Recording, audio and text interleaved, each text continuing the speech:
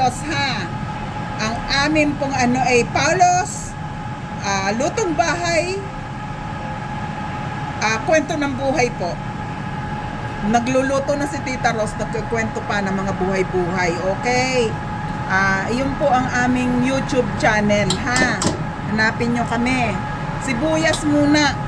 Sa amin, kapag naggagawa kami ng spring roll, iginigisa po namin ang ang pagkain, ang ulam, ang lahok para mas masarap. Nagbabind yung lasa niya doon sa ulam.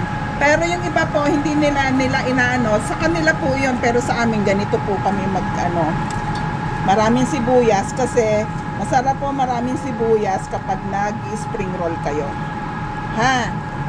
Dagdag kaalaman from Tita Rosa. Pag po close na tayo, ibibigay ko sa inyo ang recipe. Secret yan, ha? Pag close na, ha? Even yung aming crispy pata. Kaya kailangan dumami tayong mga magkakapatid sa pananampalataya, sa panonood dito sa ating channel. Makikiuso, alam mo naman, ang Tita Rose, kailangan makiuso. Kailangan po iyan. At wag namang mag-aaway-away, ha? Kailangan kayo'y magkakabate. Help each other. Sibuyas po yan, ha? Susunod po niyan ay yung mga gulay, nag-grind na po namin. Ayan, gin-grind na namin yan. Magkakasama na yan. Ang halo niyan, meron po kaming nilalagay na celery. Masarap po siya pag may celery. Pag walang celery, hindi po masarap yung spring roll natin. Ito, sandali lang po ito kasi ito ay gin-grind namin ng maliliit, yung bawang. Yung luya.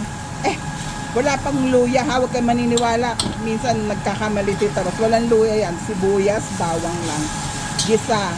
Tapos ilalagay ko na po yung gulay. Ayan. Masarap po yung maraming gulay kasi pag po marami po kasi yung gagawin ko. Para ibabalot na namin. Every week kasi gumagawa kami dahil talagang mabili sa amin ang ang how do you call this one? Spring roll. Sosyal. Pero tawag sa atin ay lumpiang Shanghai. Sosyal din. Ano bang tawag dito? Kasi ganyan yan. Ngayon, medyo iluluto-luto natin.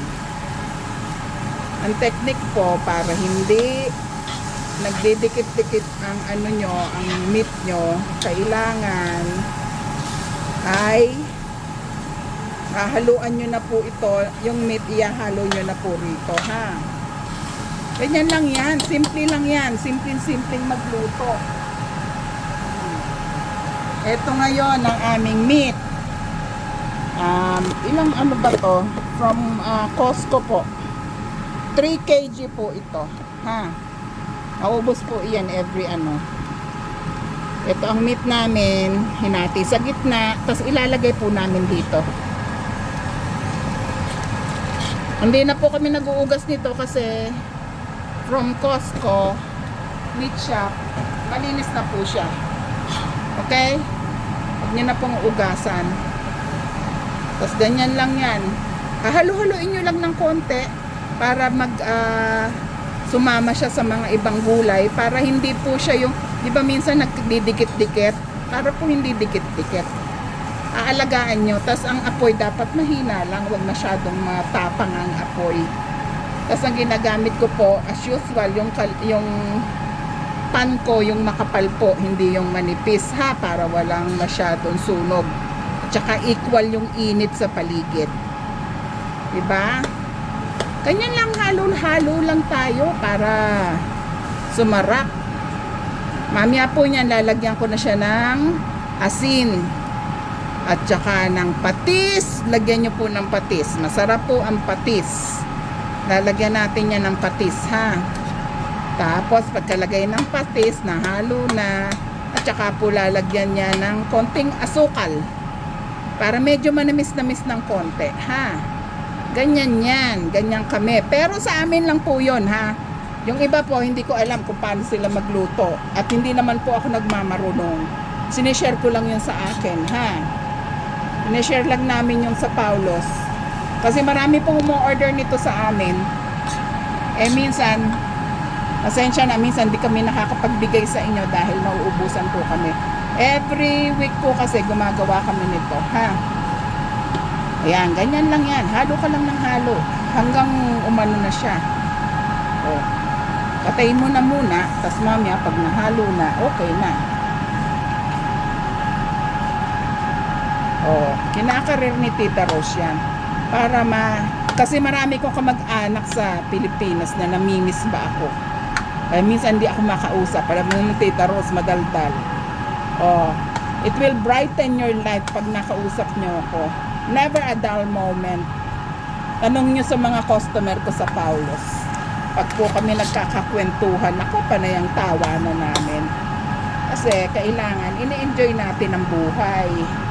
Pag po nagkakaedad na, kailangan yung ginagawa nyo, yung gusto nyong ginagawa. Hindi yung pag-isip mo ng umaga na kasi mangot ka na. Kasi papasok ka na naman.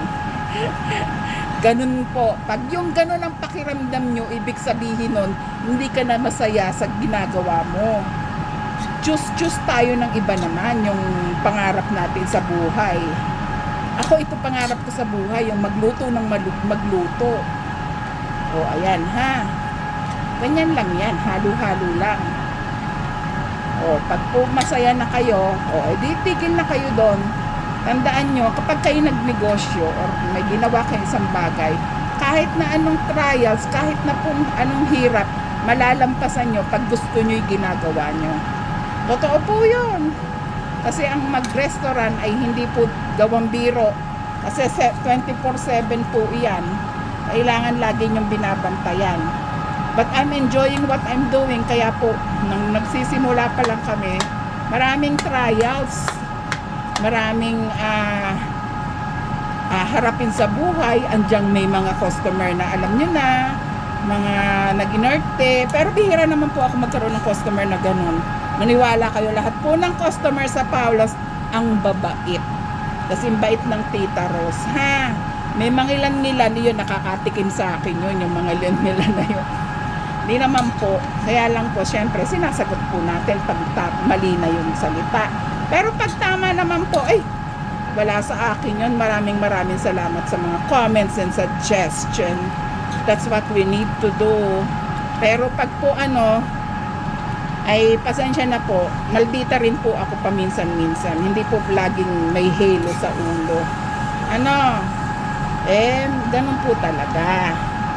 Kailangan, syempre, baby mo yung ginagawa mo, anak mo yung negosyo, syempre, pagtatanggal mo paminsan-minsan. Pero sinabi ko sa inyo, bihira po ako magkaroon ng customer na mga ganun. Lahat po ng customer ng Paulos, mababait. Sobrang babait po nila. Hindi po sila yung tahimik lang po sila. Hindi po sila yung magugulo, ha? Yung mga nag-iinerte na feeling, alam mo na, di ba? Nadala si Tita Rose. Kailangan palang anuhin yung ilalim kasi didikit siya. Ganyan lang po ako. Tapos haluin mo lang ng haluin hanggang maluto yung laman.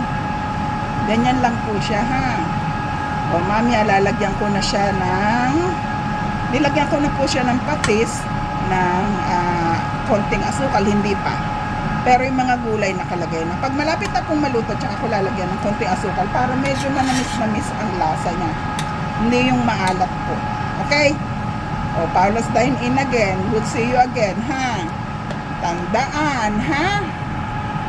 Huwag po tayong nag-aaway-away, magmahalan po sa buhay. At the same time po, alam nyo na, ang mundo ay napakagulo ngayon. Kailangan pong magkaisa, magtulungan sa mga negosyo, ha? Huwag yung mag-inarte. Mahirap yun. Okay? Paulos Dine In, mamaya papakita ko sa inyo yung finished na product na. Okay? Okay, bye-bye.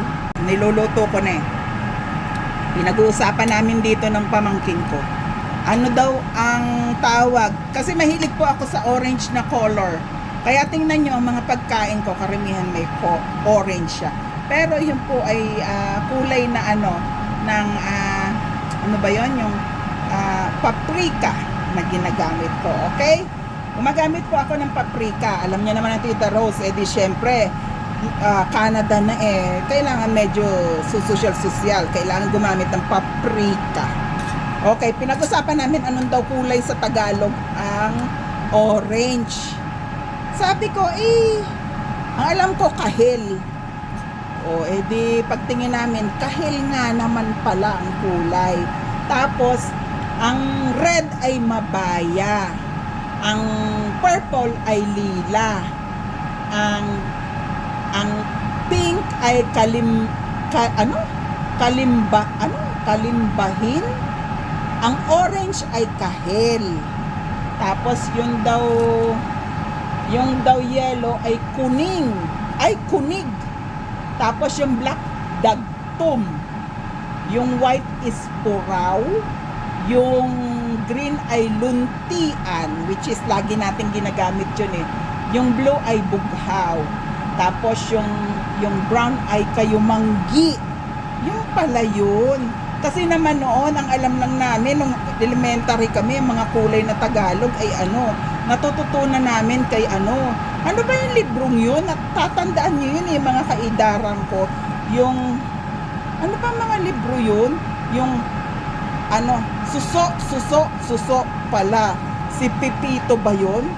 Yung parang doon kami natuto ng ABC at saka natutong magbasa.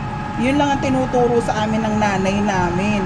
Tapos, bibili sila nanay no ng ganoon. Tapos, yun ang, doon kami natuto ng ABC. Tapos, ng magbasa. Ganon yun. Kung natatandaan nyo yun, merong ganon na libro. Yung parang maliit lang yun na may hawak si nanay na pamalo. Tapos, pababasahin ka.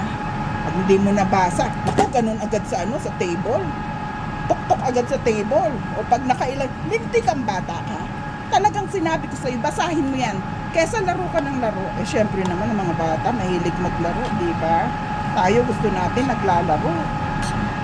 Hindi, ang mga nanay natin nun, hindi. Kailangan matuto ka. Ang tigas pa ng ulo ko nun. Sige, magbasa muna, hapon na. Magbabasa kami noon. Pag hindi ka makabasa, ihawak na pamalo. Pag nakailang beses na, hindi na mga pagpigil, sabihin ng nanay, wala ka talagang matutunan. Oo, ano ba talaga gusto mo sa buhay mo? Sabi ko, paglaki ko, wala pa akong alam ngayon, pero paglaki ko, we will see. But I love cooking po. Miski po nang maliit ako, gusto ko magluluto. Pag nagluto na po sila nanay at sila tatay, may bangkito ko. Yung, pag sinabi nyo pong bangkito, malalim na Tagalog yun. Ano po yun, maliit na bangko. Nakatungtong ako doon. Tapos, habang nagluluto sila, nanonood ako. Natuyon na ako ng laway. Ayan, halo lang ng halo hanggang sa maluto siya. Hininaan ko po yung apoy para hindi masunog ang ilalim. Ganun lang po. Okay? Now let's dine in again. Malapit na to. Okay na, Marlo. Po ang aming spring roll. Ayan na yung spring roll. Masarap siya. Ayoko po nang nasusunugan kaya hinahalo ko lagi. Pero luto na siya. So, ang gagawin ko po, gaganituin ko naman sa gilid. Bakit kamo? Para po mas maluto siya at the same time, hindi masunog yung nasa gitna. Malakas po kasi yung kalan kanina. So, ayan. Ganyan. Aangatin nyo lang para sumingaw yung gitna. Ayan. Okay, we're done with this. Ibabalot na lang po. Sa 3 kg po siguro mga 200 or 200 plus na lumpiang Shanghai ang magagawa. Or more than that, yung last time na ginawa nyo, ilan yun, Marlo? Mga 200. O, ayan na. Luto na po yung pang ano namin. 3 kg to na meat pa lang. So, ibabalot na namin to pag lamig ha. Pag may babalot ng ganito kainit, sira ang balutan mo. Siguro yung 3 kilo na ganito, mga around 300 ang magagawa nyo. Kasi ang ano naman ay hindi naman po yung sobrang dami. O, di ba? O, ganyan lang po talaga. Dagdag kabuhayan, dagdag kaalaman. O, di ba? Tandaan, ang Paulos ay, ang sabi nga namin, ay lutong bahay, kwento ng buhay. Matututo din kayo rito kung paano magsimula ng negosyo sa Tita Rose, ha? Okay? Mamaya po naman, lulutuin ko naman ay pansit malabon. Napakadali namang gawin naman noon. Nako, giniling lang yun. Pero kung paano ang technique ng paggawa, yun ang isi-share ko sa inyo, ha? Ayan. Meron na pong balon sa gitna. May bulkan. Ayan. Para yung pong ano, hindi masusunog yung nasa gitna. Pinatay ko na po ang apoy. Kailangan lumamig kasi ng mabilis siya. Kaya kailangan open yung gitna, ha? Paula's Dine In again. Bye!